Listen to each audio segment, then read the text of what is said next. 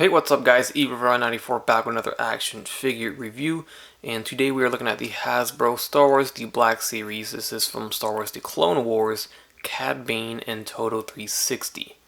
This is an exclusive set to be released at the Hasbro PulseCon. This is part of the SDCC 2020 exclusive releases. And this is a 2-pack. Now, CAD Bane will be released on its own like all of the Black Series exclusives, but my guess, and most people's guess, is that he will come without TODO 360, and TODO 360 is the exclusive piece in this set.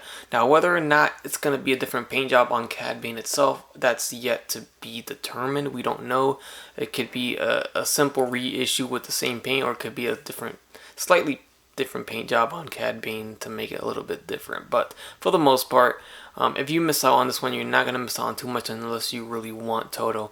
But hey, we never know. We might even get TODO 360 with the regular release too. We just don't know right now. But the exclusive release comes in a box that looks like this. You see it's in a bigger deluxe size box, almost like the Zeb Aurelio's box size, but it is still in the new box design here. Front of the box is completely covered. It's just Black Series there, and got the Clone Wars down below. The side shows the new side art that I really like a lot. The other side shows nothing. Now you get to see the figure once you slide the sleeve off, and the sleeve really doesn't come off. It's there, just, you know, holding in the inner part, and there is no window shielding the figure. The figure is just exposed like that. So there you can see CAD Bane, and there you can see TODO. On the back side, we get the read up once you slide the sleeve off. Now the outer sleeve is just black, there's nothing there, but the inner box shows the read up, and I'll read it to you. We have two read ups. We have one for CAD Bane that reads, "A ruthless bounty hunter from the planet Duro. No quarry was too dangerous for CAD Bane if the price was right." Then TODO 360 says, "CAD Bane's techno-service droid had many built-in gadgets that made him incredibly useful, but he also had an attitude to match." And that was a bit of a pain to get out the box, but finally I got him out the box, and he looks really good first impressions. Now he doesn't come with much accessories in regards to weapons or hands or heads. No head swaps, no hand swaps, only 2 pistols, and he comes with TODO 360. First, we'll take a look at TODO 360, get him out the way, so we can get into what we're here for, CAD Bane. So here's TODO 360, and he is actually done very well, and actually has some decent articulation, more than I thought he would have. First of all, his paint is done very well. It's nicely painted metal too. It's not just a plastic mold, which I appreciate a lot. The eyes are painted, but most importantly, the actual metal is painted with actual paint. The head's on a ball joint, so he kind of moves up and down quite a bit. I might as well just go through the articulation while I'm here up close. Left and right on the head. You do get some head tilts too, so that's a nice little bonus. The arms are on ball joints too. Everything's on ball joints. Arms will go all the way up like this and back down. They go in and out about that far, nothing too crazy.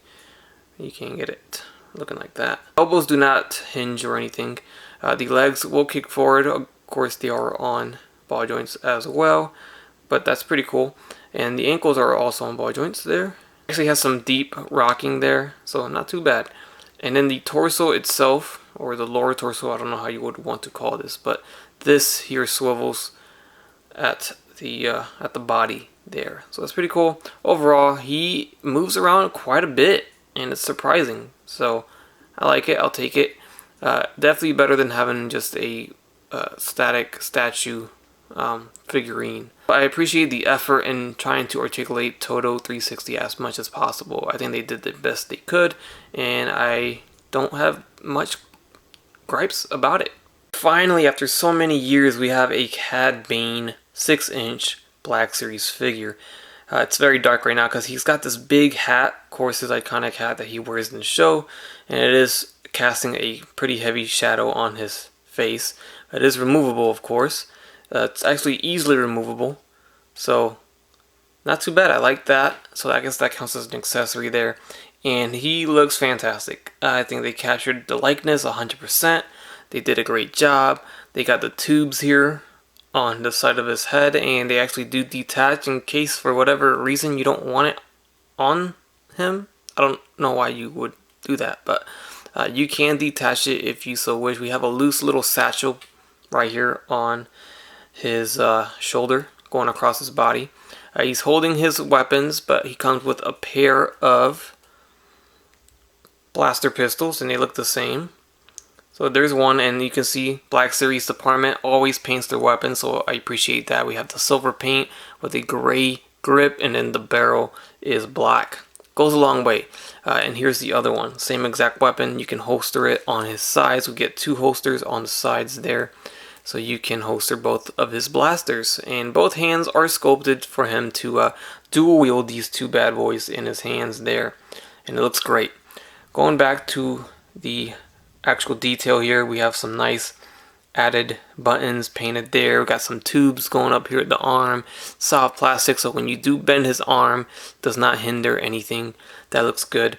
But I do want to appreciate the added paint on the trench coat here. It looks really nice. And in his torso, you see all these little silver buttons and pins. It looks very, very nice. Down to the legs, we have a nice texture and paint job on the thighs down to the ankles all the way down. Looks really, really nice.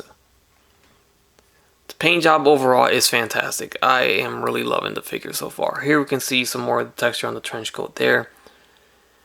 And then we have his little boosters that he uses. Kind of like a jetpack from a Mandalorian, but it's on his ankles. And they're sculpted there on these sides. We pretty much knocked out accessories and the up close shots all in one session there. So we'll go straight to the articulation of the figure. We have the head that can move up about this far up, which is pretty darn good in my opinion. He can look down about that far. I actually wish he could look down more. He is a bit of a more taller character.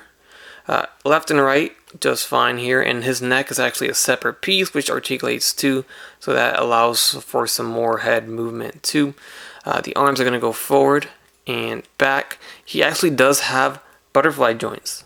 Very nice. They've been implementing butterfly joints in their newer Black Series figures lately, so I enjoy that a lot. We actually get bicep swivels underneath this little sleeve piece. It looks like he doesn't have anything, but it's underneath that. And we have a single jointed elbow, swivel at the wrist with a side hinge for his weapon wielding abilities. And then going to the torso, we have a diaphragm joint that swivels, goes forward and back here. Pretty good range overall on the torso. Legs are going to kick forward pretty darn good, if you ask me. Let's get that focused. And back down, in and out about this far. And then we have thigh swivels. Very nicely hidden because of the design of his attire. Allows him to hide the thigh swivel and the bicep swivels. We have single jointed knees that bend about a 90-degree bend here. And we get the swivel at the knee. I think we also do get a swivel at the elbows too. I missed that, but there it is. And then down to the ankles, we have an ankle hinge, we have an ankle rocker, and that's about it. For our height comparisons, I'll start it off by throwing in a more recently released figure. We have the new Camino Clone Trooper, and he stands a little taller than CAD Bane without the hat right there. And up next, we have the Emperor Palpatine. Now he's hunched over a little bit, so it's kind of cheating on CAD Bane's part. I think CAD Bane still has some height over the Emperor. He was actually hired by the Emperor to steal a Jedi holocron, and TODO 360 actually played a part in that too. And here we have Ahsoka Tano. This is of course obviously the Rebels version of Ahsoka Tano. Here is Hondo Ohnaka, which also played a part in Clone Wars, but this is not really the Clone Wars version of Hondo. Maybe one day we can get a Clone Wars version of Hondo. That'd be very nice to see, but for now this definitely does hold its place. And it's nice seeing these two kind of together since they're part of the Clone Wars. So CAD Bane is definitely one of my favorite bounty hunters in the Star Wars universe. It was always cool to see him on screen, and he had such a unique voice. Voice actor, or the voice that they used for this character was just perfect. So overall, I gotta say, I love this figure. And I think a lot of it has to do with the fact that I love Clone Wars, and this is our first CAD Bane figure. And we've been really craving this character to be released in a 6-inch Black Series. So to see this actually done, and to see it done very well, is such a great thing. Fans of Clone Wars are going to love this figure. Fans of CAD Bane are obviously going to love this figure. Again, don't freak out if you miss out on this exclusive version. He will get a regular release. Alright guys, that's going to do it for my review of the Star Wars The Black Series 6-inch exclusive CAD Bane and TODO 360. Hopefully you guys enjoyed this review. If you did, be sure to leave a like and a comment. If you haven't subscribed already, be sure to subscribe. I do have some more Star Wars Black Series reviews coming soon, so if you're into Star Wars Black Series, then subscribe for that. If you're into other stuff like Marvel Legends, I also do those, so subscribe as well. You know, it's a win-win. Alright guys, that's going to do it. Thanks for watching, and have a great day. Bye. That's crispy.